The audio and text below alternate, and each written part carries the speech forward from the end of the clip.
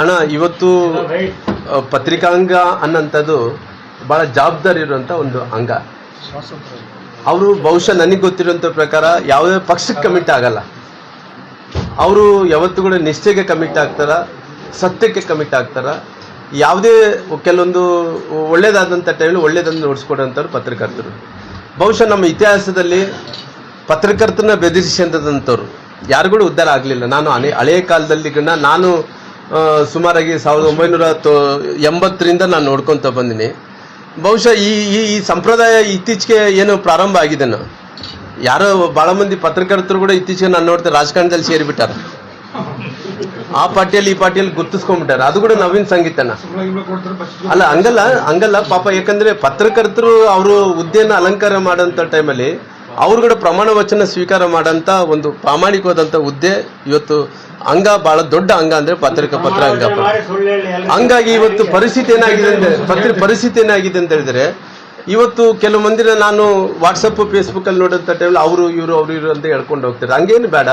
ನನಗೆ ಬಹಳ ನವೀನ ಸಂಗೀತ ಏನಂದ್ರೆ, ಮೊನ್ನೆ ನಮ್ಮ ಯಾರೋ ಸಂಜಯವಾಣಿ ಮಲ್ಲಯ್ಯ ಮೋಕ ಮಲ್ಲಯ್ಯ ನಮ್ಮೇಲೆ ಕೂಡ ಸಿಟ್ಟಾತ. ಯಾವತ್ತು ನಮ್ಮನ್ನ ಇಲ್ಲಿ ಬಂದ ತಕ್ಷಣ ಕುರ್ಸಿ ಹಾಕ್ಯಾರೇನ್ರ, ಏನ್ ಹಾಕಿ ನೀವು ಏನು ಟೀ ಕೊಡ್ತಿರ್ಲಿಲ್ಲ ಅಂದ್ರೆ ಬೆದರಿಸದ ಆತ ಕೂಡ. ನಾನು ಯಾವತ್ತು ಕೂಡ ಮಲ್ಲಯ್ಯನ ಯಾವತ್ತು ಕೂಡ ನಮ್ಮ ಮೋಕ ಮಲ್ಲ ಅಂದ್ರೆ ಮುಂಚೆ ಸಂಜೆ ಮಲ್ಲಯ್ಯ ಅಂತಿದ್ದೆ. ಆ ಮಲ್ಲಯ್ಯನ ನಾವ್ ಯಾವತ್ತು ಕೂಡ ನನಗೇನು ಕ್ಲೋಸ್ ಫ್ರೆಂಡ್ ಏನಲ್ಲ, ನನಗೇನು ಕ್ಲೋಸ್ ಫ್ರೆಂಡ್ ಏನಲ್ಲ. ಆ ಮಲ್ಲಯ್ಯ ವಿಚಾರ ಬಂದಂತ ಟೈಮಲ್ಲಿ ಮಲ್ಲಯ್ಯ ಆಗಲಿ ಇನ್ನೊಬ್ಬರಾಗ್ಲಿ, ಯಾವೊಬ್ಬ ಪೊಲಿಟಿಷಿಯನ್ ಅನ್ನಂಥವ್ರು ಎದುರಿಸಂತ ಕೆಲಸ ಬೆದರಿಸಂತ ಕೆಲಸ ಆಗಬಾರ್ದು. ನೋಡ್ರಿ, ಅವರು ಸತ್ಯಾಂಶನೂ ಬರೀತಾರೆ. ರಾಮನು ತಪ್ಪು ಮಾಡಿದ್ರೆ ಬರೀತಾರೆ, ಇನ್ನೊಬ್ರು ತಪ್ಪು ಮಾಡಿದ್ರೆ ಬರೀತಾರೆ. ಬರೆದಂಥ ಟೈಮಲ್ಲಿ ಅದು ಏನು ತಪ್ಪಾಗಿದೆ ಅದನ್ನ ಒಪ್ಕೊಂಡಂತ ಮನಸ್ಥಿತಿಯನ್ನು ಕೂಡ ಇರಬೇಕಾಗ್ತದೆ.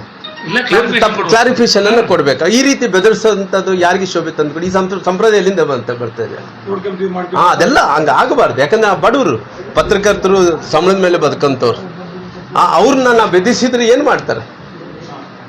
ಏನು ಜನರಿಗೆ ವಾಸ್ತವಾಂಶ ತಿಳಿಸ್ಬೇಕಾದ್ರೆ ಅದು ಮುಚ್ಚಿಡಕೊಂಡಂತ ಕೆಲಸ ಆಗುತ್ತೆ.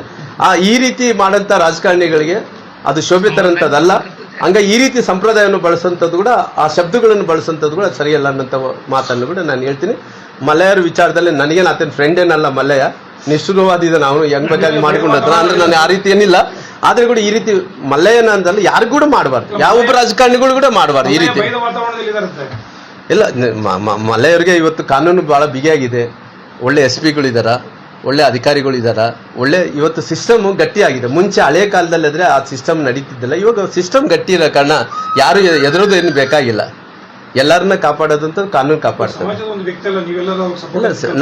ನನ್ನ ಸಪೋರ್ಟ್ ಅನ್ನೋದಕ್ಕಿಂತ ಕಾನೂನು ಅವ್ರಿಗೆ ಸಪೋರ್ಟ್ ಮಾಡ್ತದೆ. ಆತ್ಮೀಯರೇ, ನಮ್ಮ ಮಾಧ್ಯಮ ನಿಮಗೆ ಇಷ್ಟವಾದಲ್ಲಿ ಮೇಲ್ಕಾಣಿಸಿದ ನಂಬರಿಗೆ ಆರ್ಥಿಕ ಬೆಂಬಲ ನೀಡುವ ಮೂಲಕ ಪ್ರೋತ್ಸಾಹಿಸಿ. ACB news Karnataka. ನಾಡಿನ ಎಲ್ಲ ವರ್ಗದ ಜನರ ರಕ್ಷಣೆಗೆ ಬೆಂಬಲಿಸಿ. ದಿಗ್ವಿಜಯ ಭಾರತ ಪಕ್ಷ.